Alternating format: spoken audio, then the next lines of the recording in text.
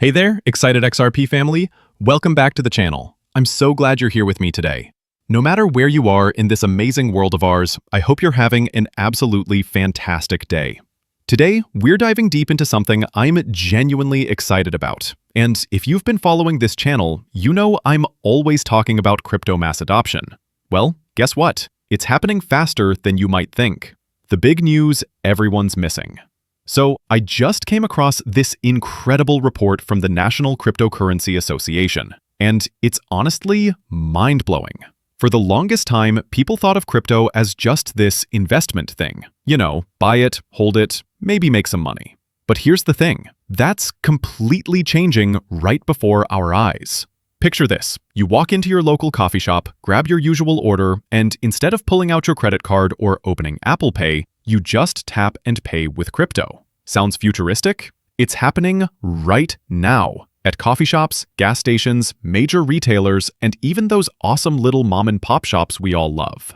Why this time is different. Remember the old days of crypto payments? Those clunky wallets that took forever to load? The endless waiting times that made Bitcoin transactions feel like watching paint dry? Yeah, those days are over. Today's crypto payments are as smooth as using Apple Pay or Venmo. Here's the magic. Companies like BitPay and PayPal are working behind the scenes, instantly converting your crypto to dollars. The business gets paid in dollars, you pay in crypto, and nobody has to think about it twice. Real places, real payments. We're talking about places you probably visit every week. Grabbing your morning coffee at Starbucks, picking up groceries at Whole Foods, getting snacks at Sheetz, ordering your go-to burrito at Chipotle. Or treating yourself to a burger at Steak 'n Shake. The beautiful thing, for you as a shopper, it feels exactly like swiping your card or tapping your phone. No complications, no technical headaches, just simple, everyday payments. The mass adoption formula. Here's what I keep saying on this channel. If crypto is going to achieve true mass adoption, it has to be dead simple. It can't be complicated, and it absolutely cannot involve those painful waiting times we still see with Bitcoin transactions. And look what's happening! Walmart tested Bitcoin payments in 50 stores. Overstock and Amazon accept crypto through BitPay. Shopify merchants can literally flip a switch and start accepting crypto payments instantly. From groceries to retail to e-commerce, crypto is becoming just another checkout option. Do you see how perfectly this is all coming together? We're closer than you think. I'm telling you, we are literally about 24 months away from true mass adoption. Think about it. As payments get easier, more people will use crypto. As more people use crypto, more merchants will accept it. It's going to become like asking, do you accept credit cards? Imagine a business saying, no, we're cash only. Soon, businesses will accept cash, credit cards, and crypto because it's simply good for business. The bigger picture. But here's where it gets really interesting. Crypto wasn't just created for convenient payments. It was designed for national security, to strengthen the US dollar, create new demand for US debt, replace the petrodollar system, and honestly, to help prevent global conflicts. It should be there. It should be accessible when people need to know. But I don't think you have much hope of reaching a public that doesn't have a professional need to know. I completely agree with that. I almost think you'd scare the public if you put this out. Like, why are they telling me this? Should I be concerned about my bank? Like, my insurance company doesn't tell me what they're doing with my assets. They just assume they're going to pay my claim. Right? I think you've got to think of the unintended consequences of taking a public that has more full faith and confidence in the banking system than maybe people in this room do. That we want them to have full faith and confidence in the banking system. They know the FDIC insurance is there. They know it works. They put their money in. They're going to get their money out. So there's a select crowd of people that are in the institutional side.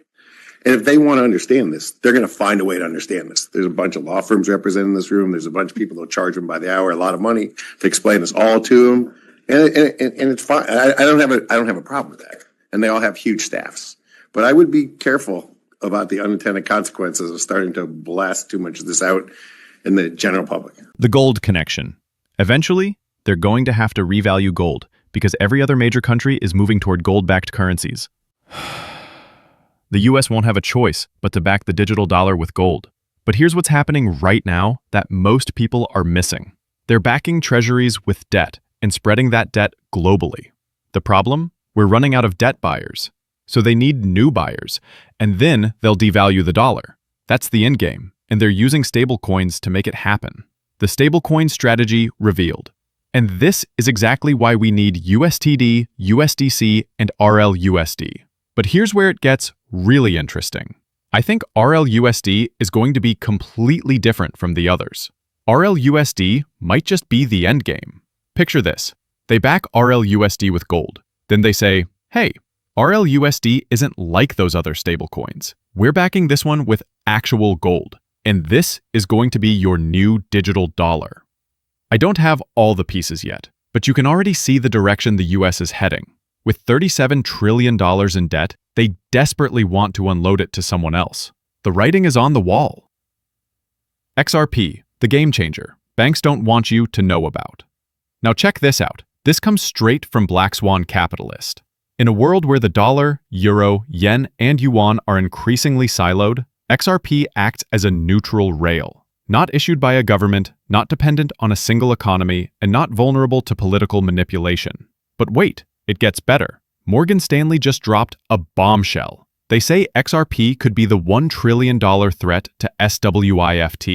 They're literally telling you it's coming. All the banks know it. They know SWIFT is yesterday's news and XRP is the future. That's what it all comes down to. But here's the thing. Only a few people can read between the lines. When these articles come out, most people think, oh, maybe that'll happen someday. No, they're telling you this will happen. The XRP Master Plan, 8 phases to global dominance. Let me break down what I see happening with XRP. And guys, this is already in motion. Phase 1, money movement. This is happening right now. Phase 2, One World Payment Rail integration to CBDCs and government adoption. We're seeing this unfold before our eyes. Phase 3, tokenization of real-world assets. Already happening. Phase 4, liquidity hub adoption.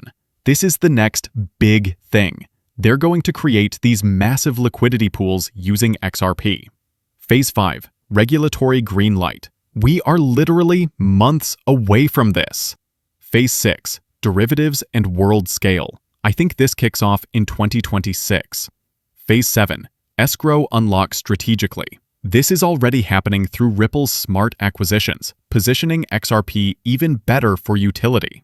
Phase 8, IMF, SDR, and BIS Tier 1 asset status. If XRP becomes an SDR, we're looking at 4-digit XRP prices. Easily. And here's something that'll blow your mind. A lot of people believe Ripple is actually an IMF product. Think about it. Brad gets a seat at all those high-level tables. Coincidence? I don't think so. The ETF game, why institutions are playing it wrong. Now, let's talk about this new XRP fund from Rex Osprey. Here's their strategy. Invest 80% of assets in XRP and XRP-linked products. Buy XRP directly on Coinbase and Kraken. Use a Cayman subsidiary for flexibility and compliance. 40% exposure through global XRP ETFs like 21 shares, Wisdom Tree, CoinShares, Purpose, Volatility shares. Their goal? 1-to-1 exposure to XRP price movements.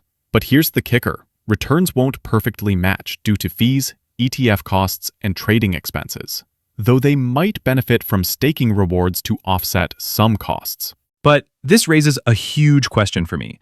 If you know these fees exist when buying an ETF, why wouldn't you just buy the actual asset instead? All these institutions want crypto exposure, but they don't want to hold the real thing. Now, I do think many will eventually shift to holding the actual assets themselves, but they're all going to need a custodian. And guess what? That's where Ripple becomes the one-stop shop for everything. The banking crisis nobody's talking about. And here's something else. Ripple could also custody your XRP for you, which is becoming more important than ever. Why? Because that banking crisis everyone thought went away? Yeah, It's still here, and it's getting worse. Get this, US banks are sitting on $395 billion in unrealized losses as of quarter 2 2025. But honestly, those numbers are probably way higher than what they're telling us. The banks are still facing a massive liquidity crisis. And here's the scary part. They're not planning bailouts this time. Bail-ins, when banks take your money. Instead of bailouts, we're looking at bail-ins. What's the difference? In a bailout, the government saves the banks with taxpayer money. In a bail-in, the banks save themselves with your money, the customer's deposits. This is exactly why I keep saying it's not smart to leave your money sitting in savings or checking accounts. We don't know when this could happen, but listen to what the FDIC said back in 2022. I think Enbridge and stablecoins, as designed and imagined by the U.S., are competing forces. I think Enbridge and the success of Enbridge will accelerate de-dollarization, whereas stablecoins with the Genius Act, which was a very ingenious move, pardon the pun, to find a way to stuff additional treasuries into virgin pockets that never existed before at a time when all the foreign central banks are selling their treasuries. So we've run out of buyers in the foreign market. The Chinas and Japans of the world, the UKs, they were the Saudi Arabias, they were the traditional buyers of treasury bills. The stablecoin, the creation of the stablecoins is a means to find because all stablecoins need U.S. Treasury backing. That's their main backing to keep it at par. And so the more stable coins you create and the more use they have around the world, the more demand for treasuries. And I guessed that right away when I came out. And did you see that thing that Russia said yesterday? Yeah. So Russia came out yesterday, one of their ministers came out and said, called the Ponzi scheme out. He said basically the U.S. is what they're doing is they found a way to create demand for treasuries by creating the stable coins. Once the debt is transferred to these stable coins, they will devalue the dollar. And he said, just like they did in 1933, because in 1933, the U.S. made it illegal to own gold, and you had to turn your gold in. And gold was priced at $27.60 an ounce. So every good citizen, not a lot of people turned in their gold, but the good citizens turned in their gold. What did the Fed do? What did the U.S. do next? They revalued gold to $35 an ounce, effectively screwing the American public to the tune of 67%. And with the revaluation, I know Scott Bessent, he first dismissed the idea of that revaluation, but now he's changed his rhetoric a bit and saying, I don't see that happening. But do you see a situation where that the Fed published a recent research paper that painting the potential scenario of that reality? Do you ever see a world where the U.S. does revalue gold and market to market from that old? It's possible. I'm not sure it'll be their first move. I think because once they do that, they admit that gold has value. And so far they've tried to avoid that, calling it a pet rock and a tradition or whatever they called it. But I think for the U.S., their hand will have to be forced because it's when it happens, it's going to be a very painful move for Americans. I mean, this transition to a new monetary system is not going to come without pain, like a lot of pain. America's lived high off the hog for decades and decades because it had the U.S. dollar status, reserve status. And if that's taken away or you have to devalue the dollar dramatically, it just means higher inflation, higher interest rates, lower standard of living, and it's a national security issue. I'm telling you, I believe it's just as powerful as their military, and they're not going to take it lightly.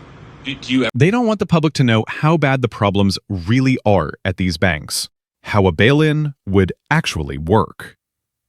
If you become a victim of a bail-in, here's the nightmare scenario. The bank locks its doors, ATMs go down, and your money is completely trapped. Then they tell you to file an FDIC form, fill it out, and send it in. And in return, you get stock in the collapsed bank.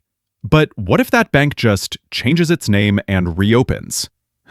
You're left out in the cold with worthless stock, while they continue business as usual. This is exactly why, if you're a crypto investor, you should know better than to keep your money in traditional banks. The Great Bank Consolidation. Here's what's really happening. They want this liquidity crisis because they're planning to consolidate banks. Think about it. When we go fully digital, it's much easier to onboard 20 banks worldwide than hundreds of smaller ones. The bigger banks will simply swallow up the smaller ones as this unfolds. This crisis didn't disappear. It's still looming over us. But here's the beautiful part. You could fix this problem right now with something like XRP. Urgent. Protect yourself from crypto scams now. I need to show you something that's absolutely crucial for your safety. A lot of people have been receiving text messages like this, thinking they're from Coinbase. Look carefully at the sender name, CoinBDSC, not Coinbase. The message says, "We have received a request to disable your two-factor authentication. If this wasn't you, call us." Then, when you call, they talk you into giving up all your information. This is a blatant scam. Your crypto safety checklist. You've got to be extremely careful with text messages like this. As crypto prices continue to rise, these scams are going to get more sophisticated and more frequent. Here's what you need to do. Always read messages multiple times. You'll start noticing things like CoinBDSC instead of the real Coinbase. Double and triple check everything before you click, call, or respond to anything. Never give out your information. Real companies won't ask for your two-factor authentication codes or passwords via text. This is only going to get worse as we enter the really exciting times ahead. I want you to win.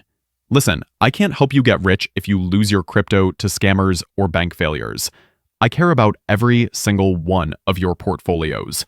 I want every person watching this channel to achieve life-changing money in this cycle. But to do that, you absolutely must keep your crypto safe. Don't let scammers or failing banks steal your financial freedom. If this video helped protect you from potential losses, please hit that like button and share it with someone who needs to see this. Subscribe for more crucial updates. And remember, in this game, staying safe is just as important as picking the right coins.